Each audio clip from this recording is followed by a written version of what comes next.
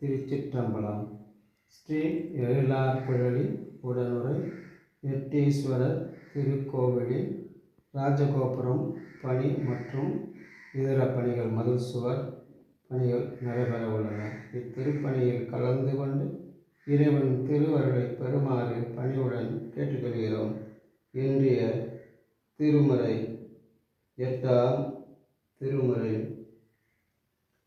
புற்றில் வாழ் அறவும் மஞ்சேன் பொய்யத்தும் மெய்யும் மஞ்சேன் கற்றவன் சடையும் மன்னல் கண்ணுதல் பாதம் நன்னி மற்றும் ஓர் தெய்வம் தன்னை உண்டன நினைந்த பொம்மார் கற்றில்லாதவரை கண்டார் அம்மா நாம் அஞ்சும் மாறே அம்மா நாம் அஞ்சும் மாறே.